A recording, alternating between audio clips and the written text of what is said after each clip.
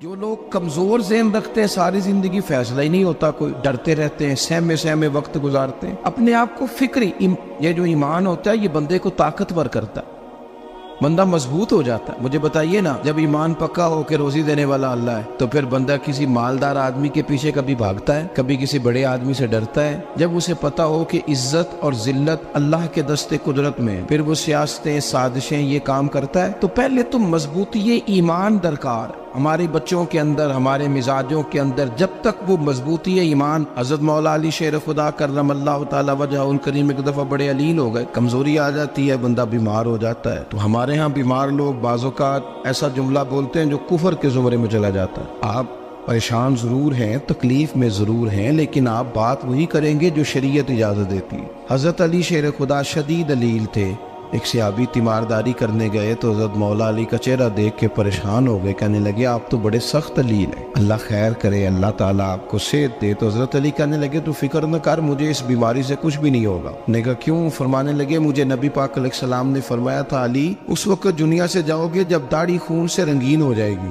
تو اس کا مطلب ہے میں خنجر کے وار کے ساتھ شہید کیا جاؤں گا، میں بیماری سے دنیا میں نہیں جاؤں گا، میں یہ بیماری سے مجھے کچھ بھی نہیں ہوگا، اللہ مجھے شفا دے دے گا، چونکہ حضور نے فرمایا کہ ساڈے نبی دی زبان ساڈے واسطے قرآن۔ تو سب سے پہلے تو اپنے ایمان کے اندر، توکل کے اندر مضبوطی پیدا کرے۔ مسلمان دیکھو نا، نماز پڑھنے سے روزی میں برکت ہوتی ہے، تو پھر اس کا مطلب یہ ہے کہ جب ٹائم آئے نا نماز کا تو گاہک جتنے مرضی کھڑے ہوں پھر دکان بند کرنی چاہیے، پھر نماز پڑھنی چاہیے، کیونکہ روزی تو اللہ نے دینی ہے، گاہکوں نے تو دینی۔ تو سب سے پہلے ضروری ہے مضبوطی ایمان، توکل، اللہ کی ذات پر بھروسہ۔ آپ کبھی میدان کربلا کا پورا نقشہ اپنے سامنے رکھیں نا، دو چیزیں ہیں، امام حسین کو نظر آ رہا ہے اب شہادت ہو جائے گی، اتنی بڑی فوج آئی ہے، خدا کی حکمت کے تقاضے سمجھ میں آ رہے ہیں، حالات کیا ہوں گے سمجھ آ رہی، پر ایک لمحے کے لیے بھی ان کا توکل کمزور نہیں ہوا۔ اپنے رب پر جو مضبوط بھروسہ ہے، سیدہ طیبہ طاہرہ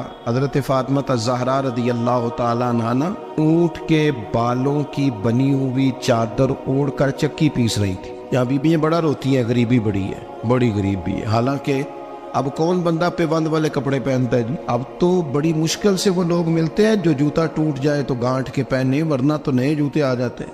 حضرت سیدہ پاک اونٹ کے بالوں کی بنی ہوئی چادر اوڑھ کے چکی پیس رہی تھی۔ نبی پاک صلی اللہ علیہ وسلم نے دیکھا، آنکھوں میں آنسو ضرور آئے، پر محبوب نے فرمایا فاطمہ دنیا میں تھوڑی سی تکلیف برداشت کرو، قیامت کی ساری عزت اللہ آپ کو ہی عطا فرمائے گا۔ تو توکل کی مضبوطی، اللہ کی ذات پر بھروسہ، اپنے رب کریم کے ساتھ امیدوں کا وابستہ کرنا، اس سے مضبوطی آئے۔ دوسرا فرمایا وَعَمِلُوا الصَّالِحَاتِ، بہترین عمل کیا جائے زندگی میں، نیک اعمال کیے جائے، وقت ضائع نہ کیا جائے، ہر وقت کوئی نہ کوئی کام بندہ کرتا رہے۔ یہاں بہت سارے لوگ ہیں جن کو لوگ نیک کہنا شروع کر دیتے ہیں نا، وہ سمجھ لیتے ہیں شاید ہم سچی مچی نیک ہیں۔ لوگ جو کہتے ہیں حضرت صاحب کی بلا، پیر صاحب کی بلا، میں یہ طالب علموں کو، دوستوں کو، بلکہ اپنے آپ کو بھی کئی دفعہ کہتا رہتا ہوں، اپنے آپ کو سمجھاتا ہوں کہ یہ لوگ تجھے کہہ رہے ہیں حضرت صاحب، یہ تو رات کو تو اپنے آپ سے پوچھنا، اپنے رب سے پوچھ، کبھی موقع ملے تو اپنی گریبان میں جھانک، غور کر کے تیری کیفیت کیا ہے، تنہائی میں تیرا دل اللہ سے جڑتا ہے کہ نہیں، عبادت میں دل لگتا ہے کہ نہیں،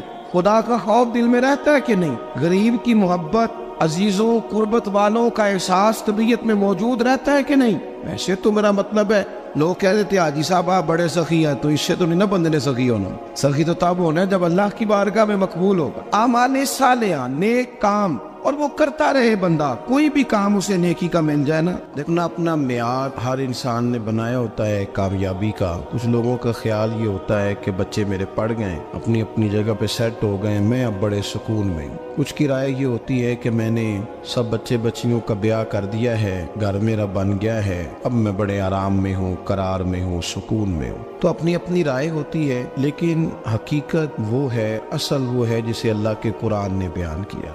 اللہ کریم نے فرمایا والعصر، اے محبوب علیہ السلام ہمیں آپ کے زمانہ مبارکہ کی قسم ہو، ان الانسان لفی خسر، فرمایا بے شک انسان خسارے میں، نقصان میں۔ اپنے تئیں کوئی دعویٰ کر لیتا ہے، آپ دیکھتے ہیں کہ بہت سارے لوگوں کے دعوے اپنے اپنے ہوتے ہیں نا۔ کسی بھی طالب علم سے آپ پوچھیں پیپر دے کے آئے تو پیپر کیسا ہوا ہے، تو کیا کہتا ہے؟ جب کینڈیڈیٹ الیکشن لڑتے ہیں تو رات کو جب وہ سوتے ہیں تو سارے جیت کے ہی سوتے ہیں، ان کو سب یہی کہتے ہیں کہ لوگ سارے تیرے ساتھ ہی ہیں.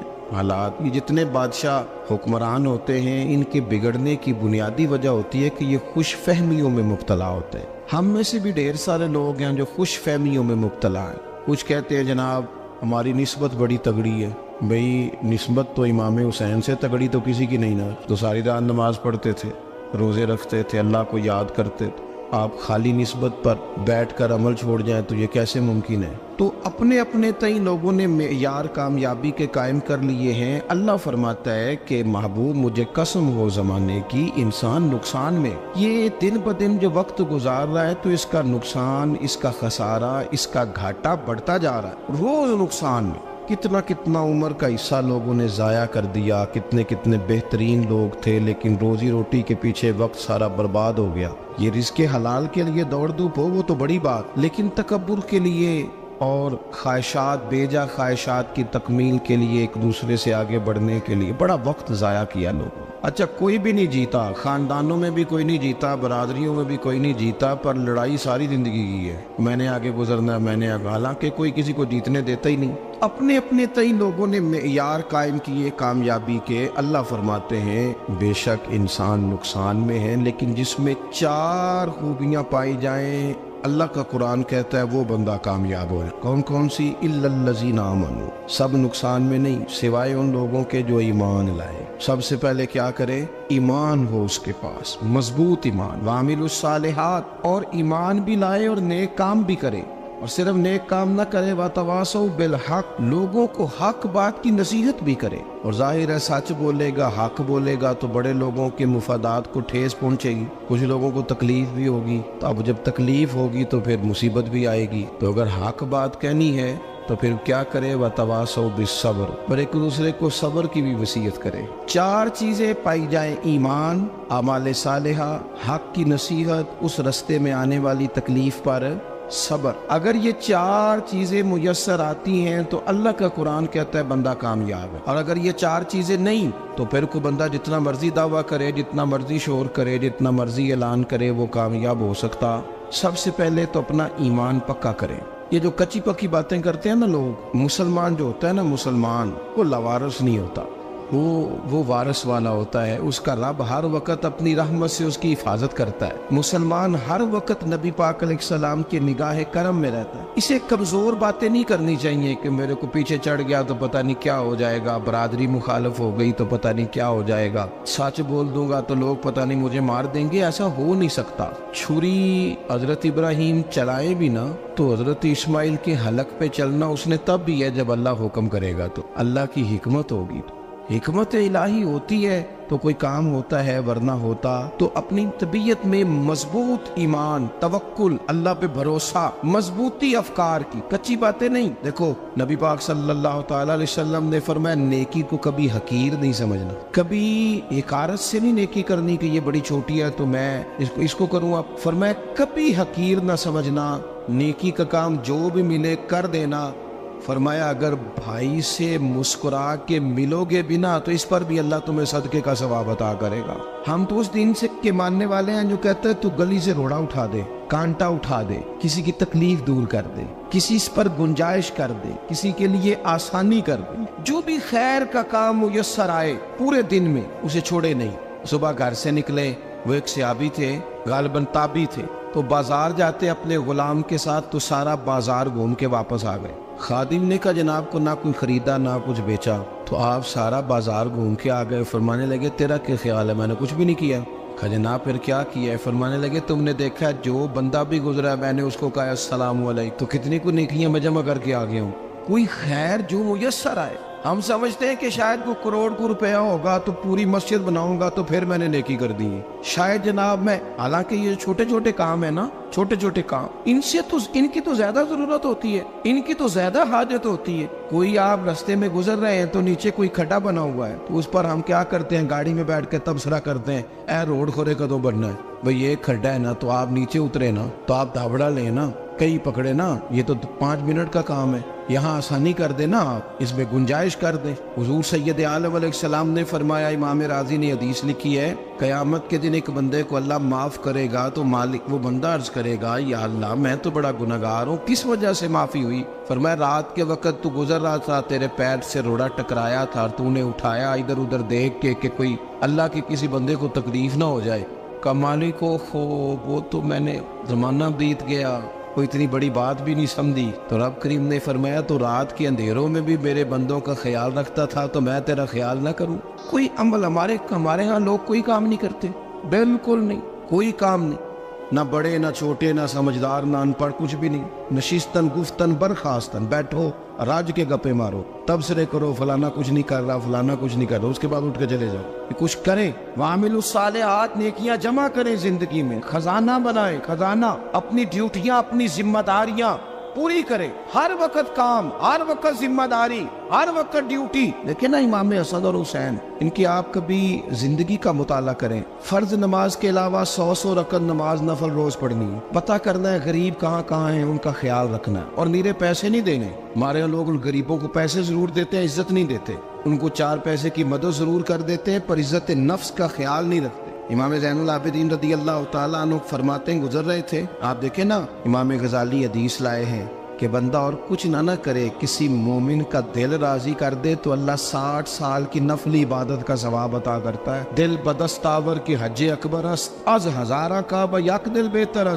किसी का दिल खुश कर देना, उसको राहत दे देना, उसको करार दे देना, उसके लिए कोई ऐसा सामान कर देना कि बंदा मुतमईन हो जाए, सुकून हो जाए। ये हमारे यहाँ जो लोग होते हैं ना, सरकारी मुलाजिमीन, ड्यूटियों वाले, इनकी तबीयतों में तलखी होती है। ये अगर सिर्फ प्यार करने लग जाए ना, से वाबस्ता लोग मेरे बाप में से हैं, तो मैं उनसे कहता हूँ कि शिफा तो अल्लाह ने देनी है, चलो तुम दुआई तो आज के दिया करो ना, तुम आने वाले की बात तो तवज्जो से सुनो। वो बेचारा अपनी बात, हमारे बुजुर्ग थे तो तावीज़ लिखा करते थे, बड़े आलिम थे, मुझे कुछ थोड़ी सी ना मेरे दिल में उनके बारे में खफगी रहती थी कि आप इतने बड़े आलिम हैं, आप किताब लिखे, आप तवीज़ लिख रहे हैं, और फिर लोगों ने कमाई करनी होती है, आप तो मुफ्त देते हैं सारा कुछ, इतनी लंबी ड्यूटी, सारा दिन बैठे रहते हैं आप और लिखते तवीज़ है।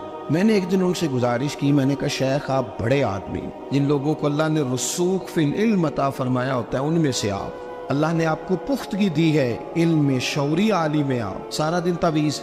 फरमाने लगे, यार मैं तवीज़ नहीं लिखता, असल मसला ये है कि जो तवीज़ लेने आता है वो अपना सारा दुख सुनाता है, तो मैं तवीज़ नहीं लिखता, मैं ना बस लोगों के कलेजे ठंडे करता हूँ। मैं किसी का, अब तो बच्चों के पास टाइम ही नहीं, वो तो अब्बा का दुख नहीं सुनते, तो बैठते ही नहीं। अम्मा कह रही होती है कि पुत्र को 10 मिनट मेरे पास भी बैठा कर, लेकिन पुत्र मसरूफ बड़ा, वीडियो चढ़ानी है उसने। हम उलझ गए। ये चीज़ें इंसान को नफ्सियाती तौर पर कमज़ोर कर देती हैं। जो लोग ज़्यादा ये काम करते हैं उनके हाफ़्ज़े कमज़ोर हो जाते हैं, वो उलझ जाते हैं, उन्हें पता नहीं होता रात मैंने क्या कहा था, सुबह में क्या कह रहा। हर वक्त नहीं, ज़रूरत के वक्त, हर टाइम नहीं, मखसूस औकात में।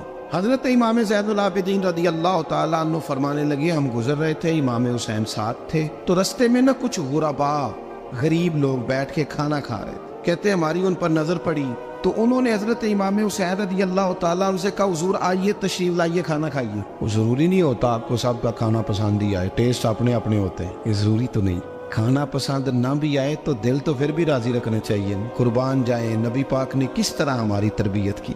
हज़रत आयशा सिद्दीक़ा रदी अल्लाह ताला अन्हा फरमाती हैं, करीम महबूब का मैंने ये तरीका देखा कि अगर खाना ना पसंद होता तो छोड़ देते, पर कभी उसमें से नुक्स ना निकालते, ऐब जो ही न कर। गर्मी के मौसम में खड़ी है बेचारी खातून, और कितनी मुशक्कत से उसने खाना बनाया, और कितनी गर्मी सही है चूल्हे के सामने, लेकिन साहब को खाना रखा है तो वो कहते हैं ये तू की पकाया है, वो खाने वाली चीज़ है भाई, इस तरह करना, अब जो अगली हंडिया वो तू पका, ना तू खड़ा हो। ये पता चली ये काम कितनी मुशक्कत का है। जिंदगी में कुछ थोड़ा सा दूसरों का ख्याल रखना, ये भी तो दीन का हिस्सा है। आप अपनी जिंदगी में हमेशा अपने लिए सोचे, किसी और का सोचे ही ना। तो मेरे अजीज याद रखेंगे आप, इमाम ज़ैनुल आबिदीन कहते हैं, नबी पाक सल्लल्लाहु तआला अलैहि वसल्लम ने ना हजरत इमाम अली मकाम की, इमाम हसन और हुसैन की इस तरह से कुछ तरबियत फरमाई थी कि गरीब परवरी उनके अंदर रच बस गई। مزاج بن گیا. وہ غربا بیٹھے تھے دسترخوان بچھائے سڑک کے کنارے, تو امام حسین گزرے تو انہوں نے آواز دی. امام صاحب لوگ ذائقہ نہیں لگے, حضور تھوڑی روٹی نہیں کھا لیتے ہمارے ساتھ؟ تو امام صاحب آ گئے, نیچے بیٹھ گئے غریبوں کے ساتھ. کوئی جرت کرے نا, چلو امیروں نے تو غریبوں کے ساتھ بیٹھنے کی جرت نہیں کرنی, کوئی پیر ہی بیٹھ جائے غریبوں کے ساتھ, وہی مہربانی کر دے کہ میں پیر صاحب ہوں, قبلہ ہوں, تو میں ہی چلو لنگر کھا لوں مریدوں کے ساتھ بیٹھ کے. ہماری تو محفلوں میں بھی نا جی, نعت خانوں کا, مولویوں کا, دوسروں کا کھانا اور ہوتا ہے, اور غریب آدمی کو شاپر میں چاول ڈال کے دیتے ہیں اور ساتھ اسے کہتے ہیں یہ لنگر شریف ہے. بھئی اگر یہ شریف ہے, تبرک ہے, تو اے پیر صاحب نو نہیں سی لنگدا, اڑتا ہے گلے میں لنگر ان کو. یہ لنگر شریف جو ہے یہ نعت خان کو بھی تو گزرنا تبرک ہے کہ نہیں؟ ہاں نہ تو کرو نا, تو جیڑی زیادہ تبرک والی شے ہے وہ پیراں نو بھی تو کھانی چاہیے نا.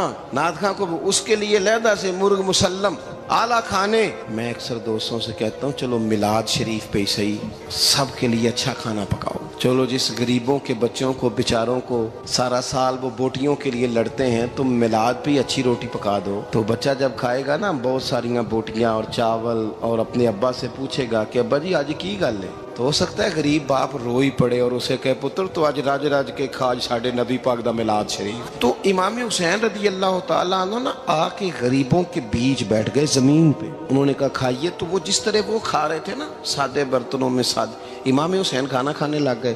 میں نے کہا خیر کا کام کوئی بھی ملے اسے ضائع, چلو اور کچھ نہیں کر سکتے تھے, کسی کو سڑک ہی پار کرا دے نابینا کو, چلو اور کچھ نہیں کر سکتے, تو آپ کو پتہ ہے کہ سامنے والا بوجھ لے کے گزر رہا ہے, آپ تھوڑا سا ہٹ جائیں روڈ سے, اسے گزر لینے دیں. کوئی تو کام زندگی میں کوئی ارادہ تو خیر کا بندہ کرے. امام حسین بیٹھ گئے, ان کے ساتھ روٹی کھائی. تھوڑی دیر کے بعد اجازت لی, فرمایا جاؤں؟ کہنے لگے حضور اور کھائیے. فرمانے لگے میں تو ابھی روٹی کھا کے آیا تھا اور آج تک ایسا نہیں ہوا کہ دوبارہ کھانا کھاؤں. ایک لقمے کی بھوک نہیں تھی, جتنا بھی کھایا ہے نا یہ تمہارا دل خوش کرنے کے لیے کھایا ہے. غرباء مساکین کی وعامل الصالحات, ایماندار بندہ ایمانداروں جیسے کام کرتا ہی اچھا لگتا ہے. 25 حج کیا امام حسن اور حسین نے مدینے سے مکے پیدل جا کے. میں کہتا ہوں چلو ہم باجماعت نماز ہی پڑھ لیا کریں. چلیں, حضور صلی اللہ علیہ وسلم نے فرمایا فجر کی نماز پڑھ کے بیٹھ جاؤ, اشراق چاشت تک اللہ کا ذکر کرو, 2 نفل اشراق کے 2 چاشت کے پڑھ لو, اللہ 2 حج اور 2 عمرے کا ثواب عطا کر دے گا. مشکل کام تو نہیں.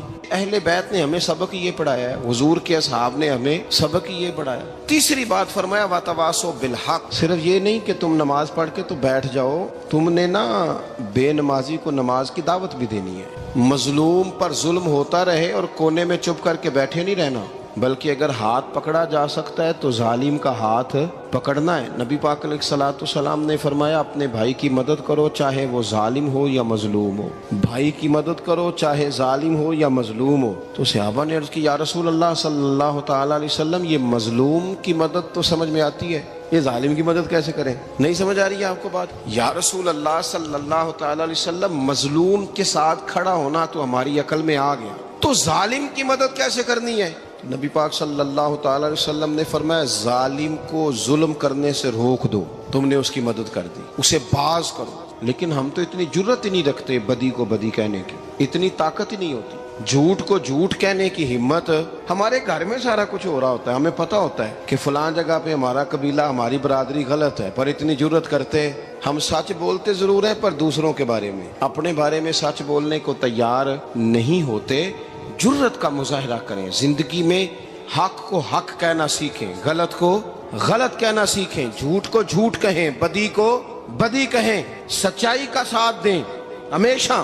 ہم نے جب تک دیکھو نا ظلم ہوتا رہے, زیادتی ہوتی رہے, اپنا دروازہ اندر سے بند کر لو, پتر باہر نہ جانا. کیوں جی؟ باہر اس پہ ظلم ہو رہا ہے, ان کے گھر آگ لگی ہے, کوئی ہمارے گھر تو نہیں نہ لگی. یاد رکھنا پڑوسیوں کی آگ نہ بجھاؤ گے تو اپنے گھر بھی آ جائے گی. اگر مظلوم کا ہاتھ نہیں پکڑو گے تو ظالم دلیر ہو جائے. اور ہمارے جتنے بھی بزرگ گزرے انہوں نے ظالموں کو ظالم کہا.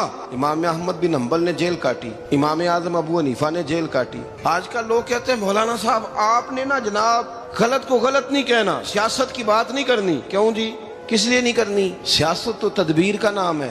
بنو اسرائیل میں جتنی بھی تدبیر ہوتی تھی وہ سارے انبیاء کیا کرتے تھے. کیوں نہ بات کریں؟ یہ جن کرسیوں پہ آج تم نے ظالموں جابروں کو بٹھایا، یہ کرسی تو حضرت ابوبکر صدیق جیسے لوگوں کی ہے، یہ تو حضرت عمر جیسے لوگوں کی سیٹ ہے، حضرت عثمان غنی جیسے لوگوں کا کام ہے، مولا علی جیسے لوگوں کا کام ہے۔ غلط جگہوں پہ غلط لوگ بٹھا دی اور پھر جھوٹے کو جھوٹا بھی نہ کہیں، ظالم کو ظالم بھی نہ کہیں۔ ہم سے نہ رقم ہوں گے قصیدے یزید کے، کیونکہ ہم لوگ تو حسین کے سیرت نگار ہیں۔ یہ کیا بات ہوئی؟ آپ سچی بات ہی نہ کریں، کلمہ حق کہیں، ہمیشہ کھری بات کہیں، سچی، گرچہ اپنا نقصان ہو، حق کے ساتھ کھڑے ہونا سیکھیں۔ وتواصوا بالحق، ساری آسانی تھی، امام حسین کو کوئی مسئلہ نہیں تھا، آرام سے بیٹھے تھے۔ آج کتنے موجوں میں بیٹھے ہیں، پیر صاحبان، مولوی صاحبان، خطیب صاحبان، سیاستدان، وڈیرے، موج لگی ہوئی ہے، کسی کو کچھ نہیں کہنا، کچھ کہیں گے تو پھر بندے مخالفت کریں گے۔ تو امام حسین مسجد نبی میں جمعہ پڑھاتے تھے، چپ کر کے بیٹھے رہتے، حضور سید عالم علیہ السلام کے مزار انور کے پاس بیٹھے تھے، بیٹھے رہتے۔ لیکن امام حسین نے فرمایا ظالم حکمران بنے تو وہ قوموں کو تکلیف دیتے ہیں، وہ ملی نقصان کرتے ہیں، وہ امت کا چہرہ مہرہ بگاڑ کے رکھ دیتے ہیں، لہذا کھڑے ہونا پڑتا ہے، کلمہ حق کہنا پڑتا ہے، الہ کلمت الحق کے لیے نکلنا پڑتا ہے۔ آپ اپنی زندگی کے اندر سچی بات کرنا سیکھیں۔ الیکشن کے دن آ گئے، میرے ایک بڑے محبت والے ساتھی تھے، وہ آ گئے ووٹ کے لیے۔ ویسے بھی یہ جو بیماری ہمارے ملک میں نا جی، ہمارے ہاں حکمران بعض اوقات کہتے ہیں اوے ہو جی جمہوریت بڑی ضروری ہے۔ وہ بھی کس مصیبت کا نام ہے جمہوریت؟ اقبال تو کہتے ہیں کہ یہ وہ چیز ہے کہ جس میں پتہ ہی کوئی نہیں ہوتا، پڑھے لکھے ان پڑھ کا، چھوٹے اور بڑے کا، سیانے اور بیوقوف کا۔ جمہوریت وہ طرز حکومت ہے کہ جس میں بندوں کو گنا کرتے ہیں، تولا نہیں کرتے رہتے ہو ہر وقت۔ قوم کو اس کا حق ملنا چاہیے، غریب کی مدد ہونی چاہیے، انصاف ملنا چاہیے۔ باقی یہ تمہاری کہانیاں ہیں ڈکٹیٹرشپ اور جمہوریت، اور ہمیں تمہاری سمجھ بھی نہیں آتی۔ ہر ڈکٹیٹر کے ساتھ ہوتے ہو، باتیں جمہوریت کی کرتے ہو، جہاں تمہارا دل کرتا کھڑے رہتے ہو۔ ہمیں تو کوئی اس سے غرض نہیں، کام ہونا چاہیے۔ بلکہ جو لوگ قوت نافذہ رکھتے ہیں انہیں سمجھنا چاہیے کہ ملک کی بھاگ دوڑ ہمیشہ مضبوط ہاتھوں میں رہے، اور وہ اس طرح کا نظام وضع کریں، مل بیٹھے سارے ادارے کہ غریب کی سنی جائے۔ وہ مجھے بڑی اچھی طرح یاد ہے جب وہ ایک حکومت ختم ہوئی اور جو ایک فوجی رہ کے گئے تھے 11 سال، ان کی حکومت آئی تو میں باہر نکلا تو ایک بزرگ تھے، وہ صبح صبح ناشتہ بیچا کرتے تھے ہمارے علاقے میں، چاول اور چنے بنے۔ تو میں نے ان سے کہا بزرگوں پتہ لگا جی رات دی حکومت بدل گئی ہے۔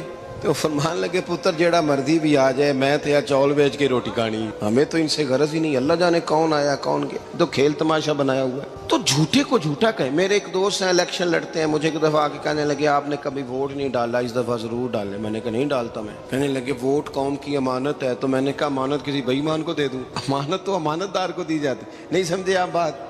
یہ سارے کہتے ہیں نا ووٹ قوم کی، تو امانت کس کو دینی چاہیے؟ صحیح بتاؤ۔ چلو ہوں تسی بولنا نہیں، بس دل وچ گل رکھنی، دل وچ دیندے ویسے امانت داراں نہیں ہونا۔